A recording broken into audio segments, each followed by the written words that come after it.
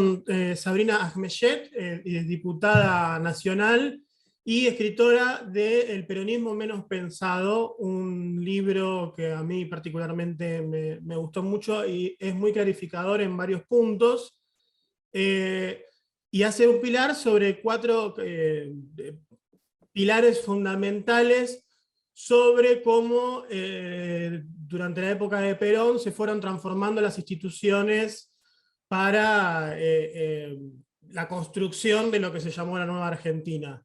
¿Cómo fue el proceso del libro y qué nos podés contar al respecto, Sabrina? Bueno, en principio, Alejandro, un gusto saludarte. El libro surgió como una tesis doctoral hace ya varios años, en donde mi primera pregunta, lo que a mí más me llamaba la atención, es por qué durante los dos primeros gobiernos de Perón, es decir, entre 1946 y 1955, hubo tantas reformas que tuvieron impacto en lo electoral, cuando el peronismo ganaba las elecciones fácilmente. Hay un sentido común compartido, que es que cuando un gobierno gana las elecciones no cambian mucho las reglas de juego, porque le sirven y porque lo importante es ganarlas. Y eso es un poco también lo que decía Perón, ¿no? Perón decía que para él las elecciones era solamente una cuestión cuantitativa, importaba contar los votos y ganarlas, no otra cosa. Pero al mismo tiempo, mientras yo leía estos discursos de Perón, lo que estaba viendo es que se detuvo a modificar tanto la técnica, tanto lo que tiene que ver con cómo se votaba, desde incorporar a las mujeres, lo que dobló el padrón electoral, como cuestiones de reemplazar una ley histórica de la Argentina que todos estudiamos en el colegio, que es la ley Sáenz Peña, de 2/3 y 1/3, en donde estaba incluida la representación de la mayoría en una proporción de 2/3, y la minoría también tenía asegurada la representación en 1/3. Esta es la famosa ley Sáenz Peña. Bueno, lo que hace Perón es reemplazarla por otra ley en donde en principio la representación de la minoría no está asegurada. Entonces, ahí ya hay un cambio súper importante. Pero mi pregunta era, ¿para qué hace esto Perón? Si él ganaba y tenía la mayoría de las cámaras y podía legislar a voluntad, y ahí es donde empecé a pensar cómo esto no se trataba solamente de una cuestión técnica, de cambios introducidos en los mecanismos de las leyes, sino que tenían que ver con las concepciones más generales de Perón sobre la política, sobre cómo concebía la sociedad, cómo concebía su rol como conductor y cómo estaba construyendo la nueva Argentina. Bien, uno de los puntos que trata el libro es el cambio del rol o del estatus de ciudadano. Es uno de los capítulos. Esto vos lo vinculás con el voto femenino. ¿Cómo era el ciudadano previo o cómo era concebido el ciudadano previo al peronismo, y cómo intentó formarlo el peronismo y cuál fue el resultado? Bueno, en 1947 se sanciona la ley de sufragio femenino. Ese fue el momento a partir del cual en la Argentina las mujeres estuvieron habilitadas para votar. Yo fui a mirar el debate parlamentario pensando en una ampliación del sufragio, que lo que yo me iba a encontrar es que, bueno, los derechos electorales de los hombres ahora los pasan a tener también las mujeres. Pero cuando empecé a leer a los senadores, cuyo debate se dio en 1946, ni bien Perón asumía, y cuando después empecé a leer el debate en la Cámara de Diputados, lo que encontré es que no hay solamente una ampliación, no es que se trata de los derechos que tuvieron hasta hoy los hombres, pasan también a tenerlos las mujeres, sino que en todo ese proceso lo que hay es una rediscusión sobre cuál es el ciudadano ideal.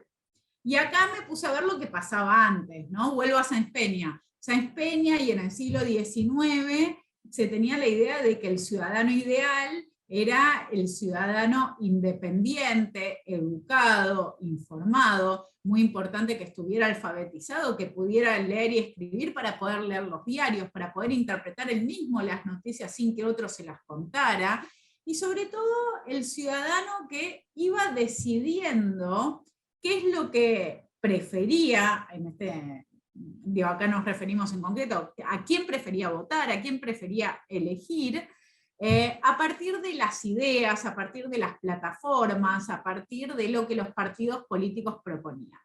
En cambio, en el peronismo lo que nosotros encontramos es que lo que se empieza a valorar desde el mismo 17 de octubre de 1945 son valores como la lealtad.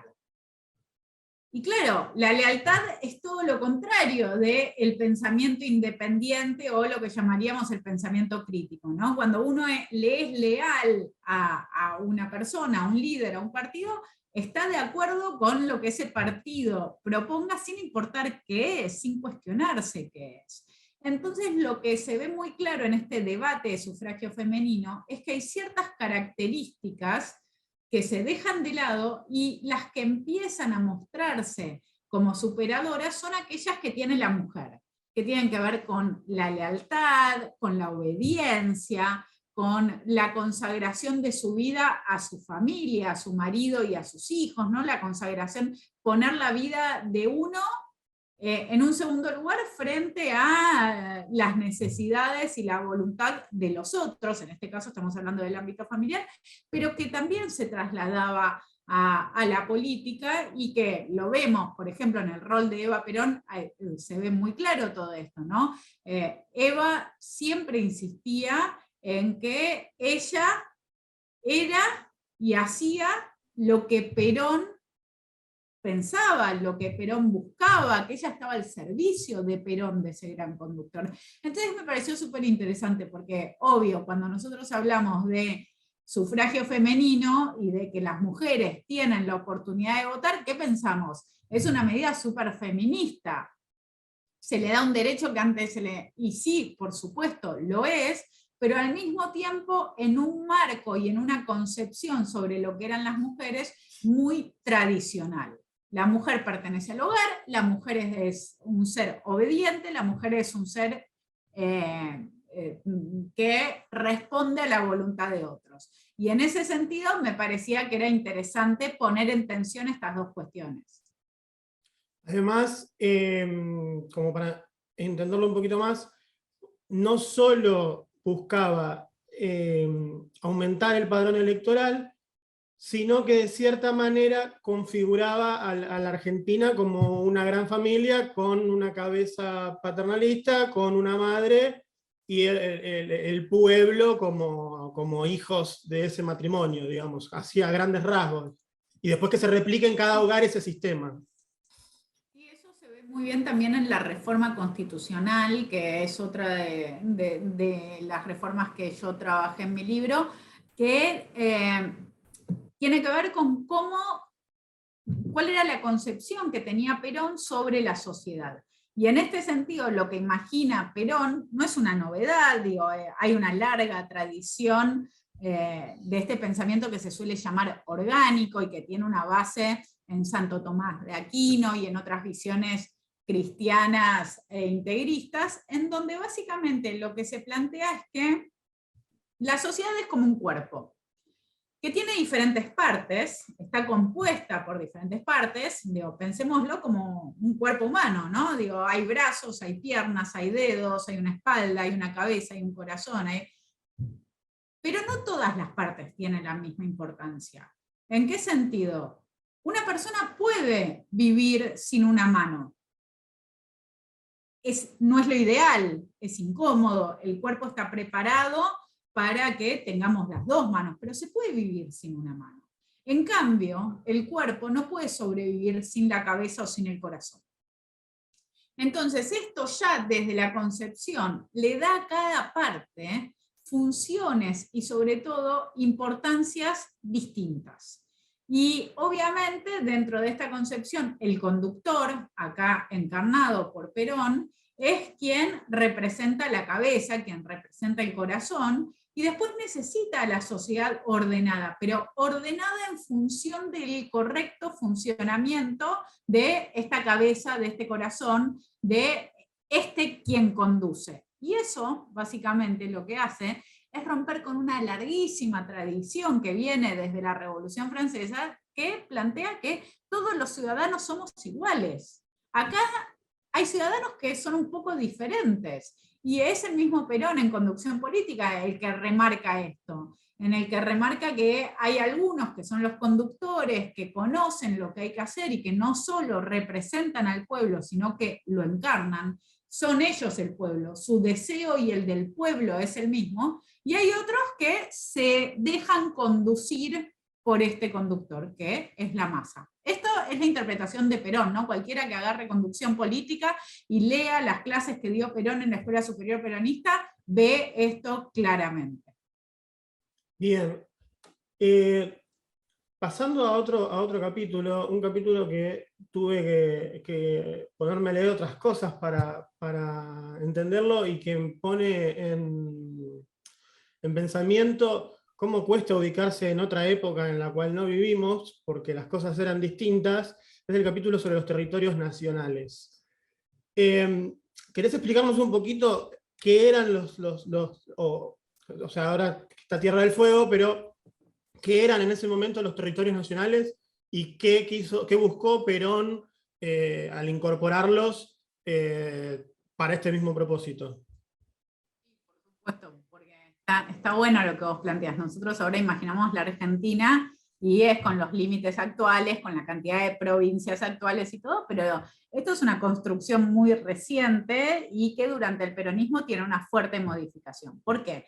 Porque antes lo que nosotros teníamos era 14 provincias y la capital federal, que son las 14 provincias que conforman a la Argentina históricamente, desde el siglo XIX. Después, provincias actuales como son las de la Patagonia, Santa Cruz, Río Negro, Chubut, también Neuquén, La Pampa, Misiones, Chaco, todas estas provincias actuales, durante muchísimas décadas, fueron territorios nacionales.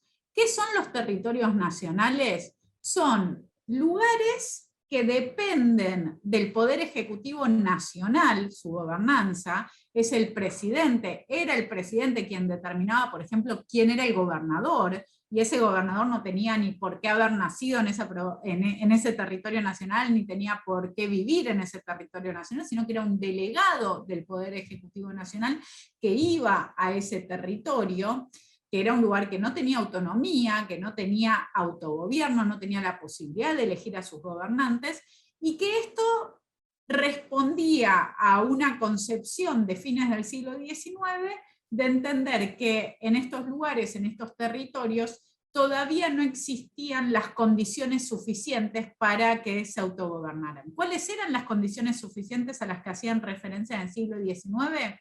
Cantidad de población y progreso. Cantidad de población, lo que planteaban es que había pocos habitantes y que todavía por eso no se conformaban como una sociedad.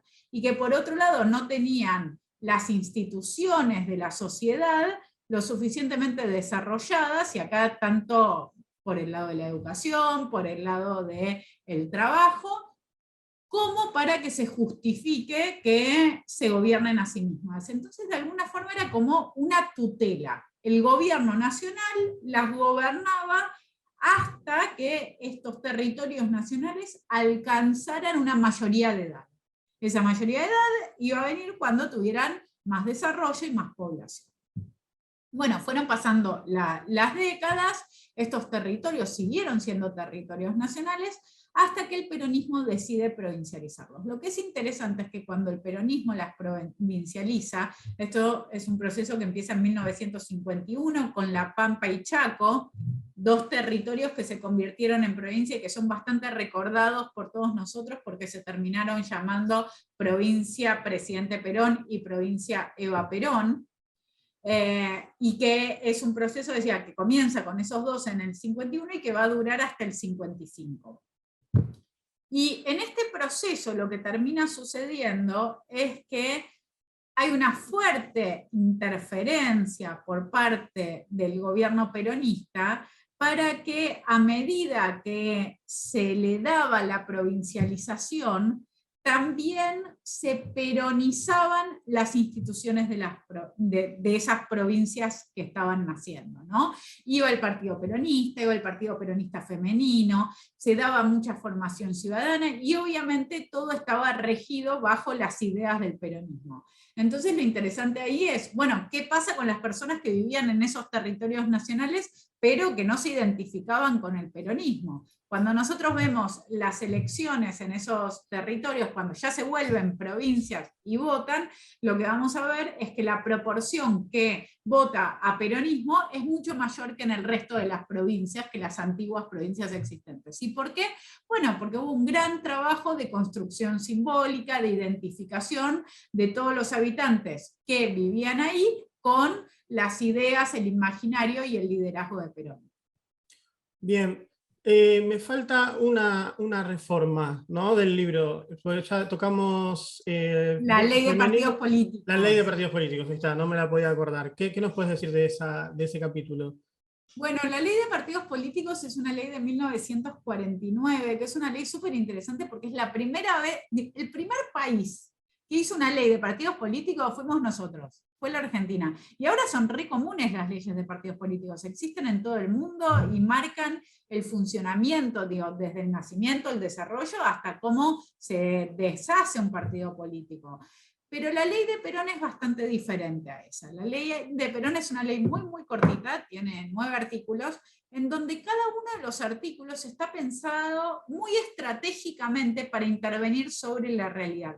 Básicamente lo que, no quiero spoilear todo el capítulo, pero lo que yo trabajé es como esa ley es pensada tanto para ordenar hacia adentro el partido peronista. Perón busca eso, porque hay muchos que ven claramente una referencia en Perón a nivel nacional, pero que no están muy convencidos que los candidatos que Perón propone en cada provincia o en cada localidad sean los mejores. Entonces lo que empieza a suceder es que se crean partidos que se referencian a nivel nacional con Perón, pero que disputan elecciones a nivel local, a nivel provincial, con el partido peronista. Bueno, Perón prohíbe eso, por un lado, pone muchísimas trabas a quien se quiera ir del partido peronista y formar una fuerza nueva o incorporarse a otra fuerza existente. Por ejemplo, no los deja ser candidatos en las siguientes elecciones.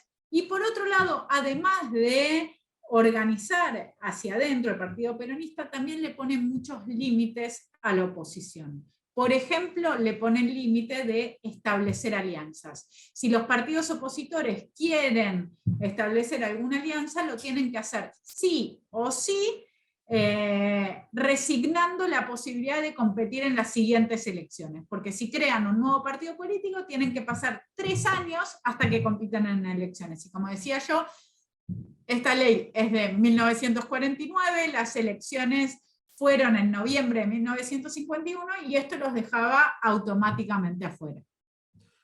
Bien, el libro trata sobre leyes, básicamente, sobre tratamientos en el Congreso, pero si uno analiza un poco más la historia del peronismo, esto va más allá también del Congreso. Yo pensaba, por ejemplo, en uno de los tomos de Félix Luna, habla mucho sobre la pelea con Cipriano Reyes, y enseguida lo vincula con cómo la CGT fue moldeando el resto de los sindicatos para que, o sea, cómo fueron disminuyendo a medida que fueron pasando los años, la cantidad de paros, la cantidad de protestas, etc.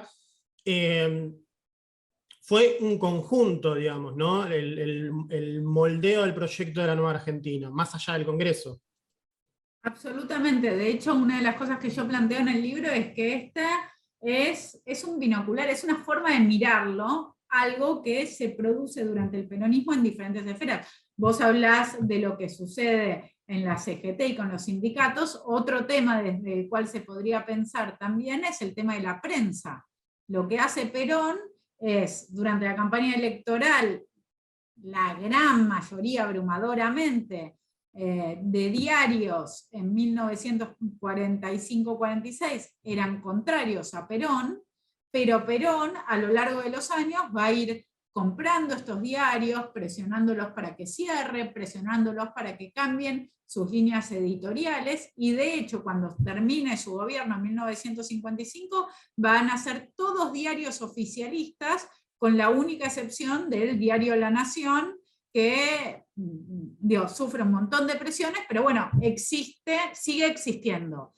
Otros fueron expropiados, otros fueron cerrados, entonces lo que se ve es la creación de esta sociedad que se busca mostrar como unánime. Esto de todos los argentinos somos peronistas, es algo que Perón pone mucho esfuerzo para que se vea eso, y una de las cosas que yo muestro en el libro es por qué a Perón le gusta mucho más la plaza, en donde no es que están los individuos, cada uno de nosotros como ciudadanos expresando nuestras ideas, sino que lo que hay es una masa que lo que hace es celebrar al líder, pero no es mostrar diferencias. Y quienes no son peronistas no se ven porque están en sus casas, porque no fueron a esa plaza, porque no fueron a esa marcha, están como invisibilizados. Y esto tiene que ver con el esquema político que tiene Perón en la cabeza, que quien piensa diferente no es solo una persona que piensa diferente para él, sino que es un enemigo.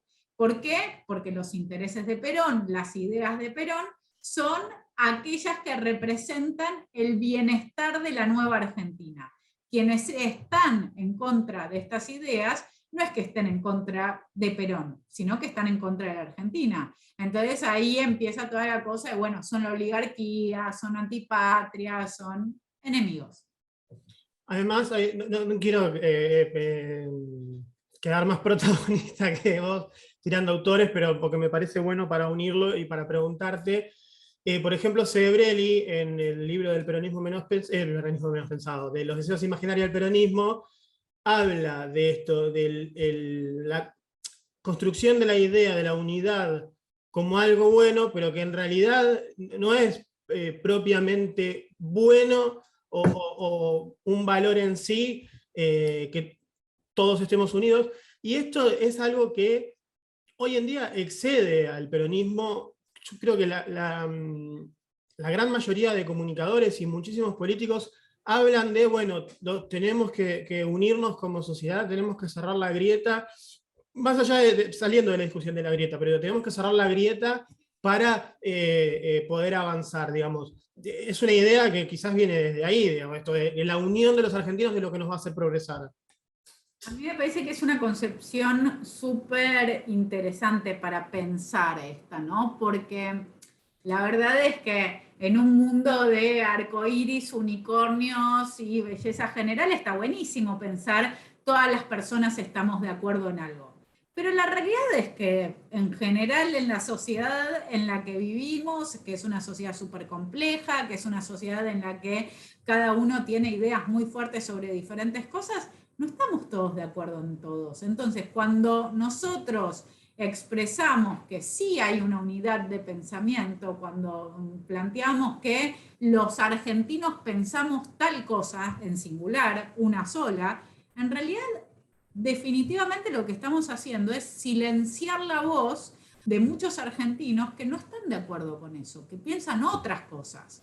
Entonces, me parece que si bien es muy lindo, queda bien decir que tenemos que unirnos todos y pensar lo mismo, tenemos que ser conscientes que toda vez que nosotros buscamos eso, lo que estamos haciendo es silenciar a parte de la sociedad. Y a mí me preocupa mucho esto, y es algo que sucede en el peronismo clásico y que también es recuperado después de la 125 en el kirchnerismo, en el momento de máxima radicalización y en momentos en donde también el mundo se divide en buenos y en malos, en amigos y en enemigos, en la derecha que quiere el mal para la Argentina y el kirchnerismo que lo que busca es defender los intereses de todos. Bueno, esto claramente no es así, nadie defiende los intereses de todos. Lo que sí existe es dentro del peronismo, dentro del kirchnerismo y en una tradición que en realidad también se pueden ver raíces históricas. No es que el peronismo la crea, no es que el peronismo es el primero que lo plantea, pero sin duda es el peronismo quien lo lleva con mucha más fuerza, y en un periodo en donde la pluralidad de voces hemos entendido que es algo bueno, que es algo rescatable, que es algo a defender. Entonces, a mí, ya saliendo un poco del libro, en términos personales y políticos, a mí lo que me interesa es la libertad para que todos podamos expresar nuestras ideas. Estaría buenísimo que estemos todos de acuerdo, pero ya que no lo estamos, me parece que lo más sano para la sociedad es tener lugar para poder mostrar esas diferencias y mecanismos para solucionar esas diferencias. Y ya las últimas dos preguntas. ¿Hay lugar para vos para un peronismo republicano, si se quiere? Sí, absolutamente. A mí me parece que una de las cosas que yo digo en la introducción del libro es que obviamente no faltan libros sobre el peronismo, no faltan desde artículos académicos hasta artículos periodísticos que tratan de explicar el peronismo.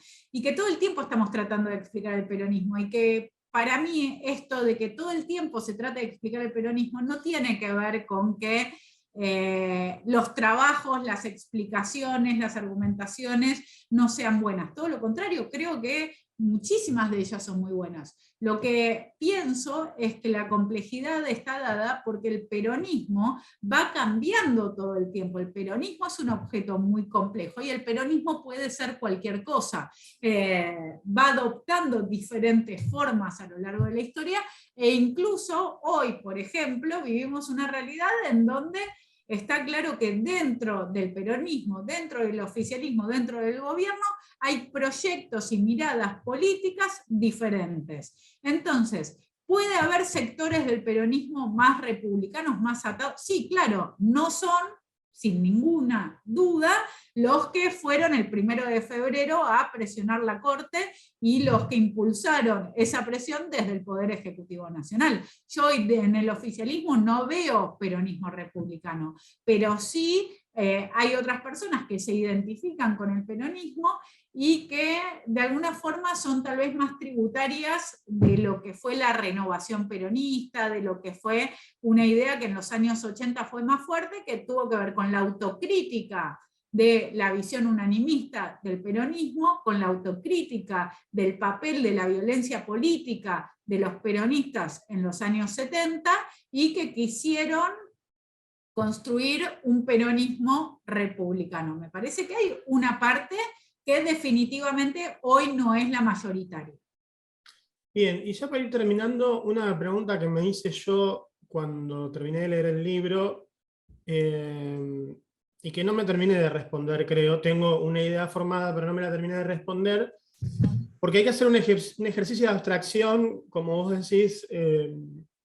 Esto, por ejemplo, el papel de la prensa o ciertas cuestiones que no se pueden dejar de lado, pero a la vez habría que dejarla de lado para hacer esta abstracción, que es si es algo malo o algo bueno, o simplemente hay que analizarlo como un hecho histórico, que cuando llega un gobierno nuevo, o una fuerza política nueva, sin tradición, moldee las instituciones para, hacer para tener fuerza y tener gobernabilidad, porque también hay ejemplos de gobiernos que llegaron y al no tener fuerza ni gobernabilidad terminaron cayendo enseguida por distintas circunstancias, digamos. No vamos a poner a analizar uno por uno, pero digo, en un punto, no sé si es hasta un mal necesario, digamos, a eso terminó siendo como un poco una conclusión en mi cabeza, pero digo, no terminé de responderla, por eso te la quería preguntar. En principio me encanta que el libro abra preguntas, ¿no? Y haga pensar sobre otros temas, y que el análisis de una experiencia histórica que es muy cercana, porque estamos hablando del peronismo y todos los argentinos hablamos siempre de peronismo, esté en el gobierno del peronismo o no esté en el gobierno del peronismo, que no se cierre en sí misma la lectura, sino que invite a pensar en otros temas. La verdad es que me genera mucha alegría. Yo tampoco tengo una respuesta cerrada frente a tu inquietud, porque lo que yo creo es que